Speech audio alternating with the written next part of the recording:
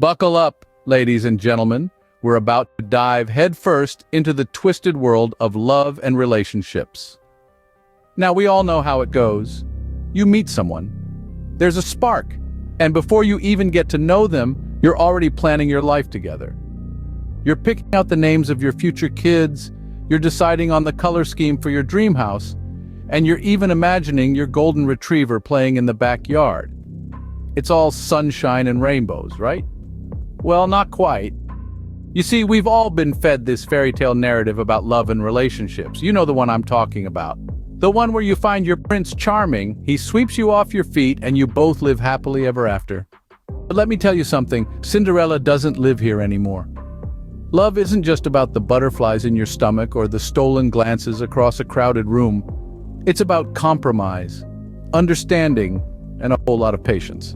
It's about dealing with his snoring, cleaning up after his mess, and getting used to his questionable choice in music. It's about arguing over who gets the last slice of pizza and tolerating his obsession with vintage car shows. And no, he's not always going to look at you like you're the most beautiful woman in the world. There'll be days when he's too tired, too stressed, or just too plain annoyed. There'll be days when you question if he even loves you at all. But guess what? That's okay. That's love. It's not always pretty, but it's real. And let's not forget about the harsh realities of dating. The ghosting, the breadcrumbing, the benching. It's a battlefield out there, and you need to be prepared. So before you start dreaming about your perfect love story, remember, love is messy. It's complicated. It's not a walk in the park, it's a climb up a mountain. So before you start making your dream wedding Pinterest board, maybe it's time to take a step back and rethink. Now let's get into the meat of the matter, the in-love syndrome. It's more terrifying than a bad hair day, trust me. First off, we've got obsession. This ain't your run-of-the-mill, I miss you text every now and then. Nah, we're talking about him being more attached to you than a barnacle to a ship's hull. He'll be all up in your business, wanting to know your every move, your every thought. It's like having a personal stalker, only this one sends you good morning texts instead of creepy anonymous letters. Then there's over-attachment. This guy won't just be your boyfriend, he'll morph into some sort of weirdly possessive octopus. You'll find him wrapped around your life like a boa constrictor, squeezing out your personal space. Forget about having a moment to yourself because he'll be right there, breathing down your neck, making you feel like you're in an episode of some twisted reality show. And speaking of personal space, kiss that goodbye. Your life will be more crowded than a New York subway at rush hour. Every corner you turn, every room you enter, he'll be there, lurking like a shadow. And don't even think about having a night out with the girls because he'll be blowing up your phone asking for updates every 5 minutes. But it's not just about the loss of your space, it's about the loss of your identity. You won't be just you anymore, you'll be a part of a we, a us. And while that might sound romantic, remember that even Romeo and Juliet had their own identities. They weren't just two halves of a whole, they were individuals. So, ladies, before you wish for your man to fall head over heels in love with you, remember the side effects.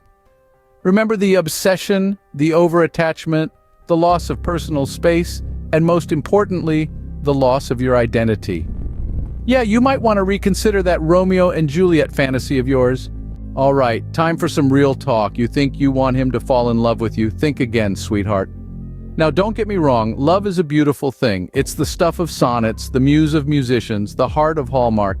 But when a man is too in love, well, that's a whole different ballgame. You see, there's a thin line between love and obsession. And when a guy crosses that line, it ain't pretty. Picture this. You're enjoying a quiet evening alone, maybe with a glass of wine and your favorite book. Suddenly your phone buzzes. It's him. Again. He's been texting you nonstop since morning, and now he wants to know what you're doing, who you're with, why you're not responding. Sound familiar? And then there's the dependency. You become his everything, his sunshine, his moonlight, his reason for getting up in the morning. Sounds romantic, right? Wrong. Because when you become his everything, he expects you to be there for him all the time. You've got your own life, your own dreams, your own goals. But suddenly, you're spending all your time catering to his needs, his wants, his insecurities. Oh, and let's not forget the constant attention. When he's in love, he wants to be with you all the time. Lunch dates, dinner dates, breakfast dates, dates on weekdays, dates on weekends, dates when you're busy, dates when you're not. And let's not even get started on the surprise visits. It's like he's got a GPS tracker on you or something, and the worst part? When you try to talk about it, he plays the love card. Says he's just showing how much he cares. But love isn't about smothering someone, it's about giving them space to breathe. It's about respect, trust, understanding. Still think it's all roses and chocolates? Well, welcome to the real world, honey. So you've made it this far and you're still not convinced? Let's talk about the aftermath then. Imagine a boxing match where your man's been knocked out cold. He's on the canvas, seeing stars. Because he's been hit hard by this thing called love. But the bell rings, the fight's over, and now he's got to pick himself up. That's the aftermath we're talking about. Breakups ain't pretty, ladies. They're like a bad hangover after a wild night out.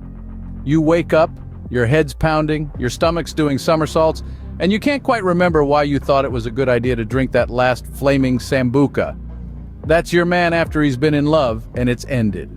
He's left with emotional baggage that's heavier than a sumo wrestler after a buffet. He's got to lug that around, try to make sense of it, figure out where to stash it. And that's not easy, no matter how many self-help books he reads or how many times he tells himself, "It's not you, it's me." Moving on, that's like trying to run a marathon with a broken leg. He's hobbling along, trying to convince himself he's making progress, but he's just going in circles. Every new date, every flirty text, it's all a reminder of what he had and lost. And let's not forget about the paranoia. He starts seeing ghosts of girlfriends passed in every corner. Every laugh sounds like yours, every perfume smells like yours. He's haunted, and no amount of sage is going to clear that energy. So the aftermath, it's a rocky road filled with potholes of heartache and speed bumps of regret. It's a journey he didn't sign up for, but he's got to take it, all because he fell in love. Next time, before you wish for him to fall head over heels for you, remember what we talked about here. All right, we've covered the good, the bad, and the ugly. Now let's wrap this up. We started this journey by laying out the harsh reality of relationships. No sugarcoating, no fancy metaphors, just the raw, unadulterated truth. We discussed how the idea of him falling in love with you might not be the fairy tale it's often painted to be. The in-love syndrome, as we've called it, is a complex phenomenon, a cocktail of emotions that can lead to unpredictable outcomes. We moved on to the ugly truth, where we unmasked the dark side of love. The obsession, the jealousy, the control. These are not signs of love, ladies. They are red flags. We've seen how, in the worst-case scenarios, this love can morph into something destructive, something that can shatter lives and leave scars that last a lifetime. Then came the aftermath. We talked about the consequences, the fallout of a relationship gone wrong, the emotional trauma, the shattered self-esteem, the trust issues. These are the real costs of a toxic relationship. It's not a price anyone should be willing to pay. Now we're here at the conclusion. We've journeyed through the labyrinth of love and seen its many faces. It's been a roller coaster ride, no doubt, but one that's necessary. Because understanding the realities of love and relationships is crucial in navigating the complex world of dating and romance. And there you have it. Love isn't all it's cracked up to be, but hey, if you still think it's worth the risk, then go for it. Just don't say I didn't warn you. If you've enjoyed this video and want more of this brutal honesty, hit the like button, subscribe, and check out the other videos on this page. Remember, knowledge is power, and I'm here to keep you informed. Until next time, folks.